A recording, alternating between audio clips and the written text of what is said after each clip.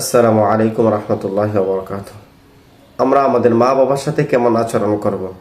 আমরা আমাদের মা বাবার সাথে সুন্দর আচরণ করব, উত্তম আচরণ করব, যে আচরণে মা বাবা আমার প্রতি আপনার প্রতি সন্তুষ্ট থাকেন। আমরা যখন ছোট ছিলাম, শুধু কথা বলতে শিখছি, তখন দেখা যায় আমরা বিভিন্ন সময় আমার মাকে আমার বাবাকে প্রশ্ন করতাম যে বাবা এটা কি, আম্মু এটা কি, এটা কি, বিভিন্ন রকমের প্রশ্ন করতাম।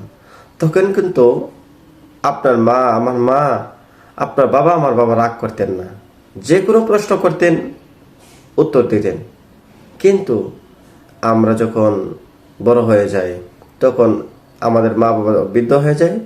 আমাদের মা বাবা বৃদ্ধ অবস্থা যদি আমাদেরকে বিভিন্ন রকমের প্রশ্ন করে যে এটা কি সেটা কি, একটু বেশি কথা বলে, তখন আমরা রাগ করে ফেলি। না, তখন রাগ করা যাবে না। মা বাবার কথাকে সম্মান করতে হবে। মা বাবার কথা বুঝে পড়ুক বা না পড়ুক, আপনার বুঝে ধরুক বা না ধরুক, আপনি মানতে হবে। এই জন্য মা বাবার সাথে কখনো খারাপ আচরণ করবেন না। কারণ আপনি একটু চিন্তা করে দেখেন, আপনি যখন ছোট ছিলেন, তখন কিন্তু আপনি একটা গাছের মধ্যে একটা পাখি থাকলে সেটা জিজ্ঞাসা করতেন, আব্বু এটা কি? আপনার বাবা বলতেন যে এটা শালিক পাখি। আবার জিজ্ঞাসা করতেন সেটা কি? আপনার মা অথবা আপনার বাবা বলতেন সেটা কাক।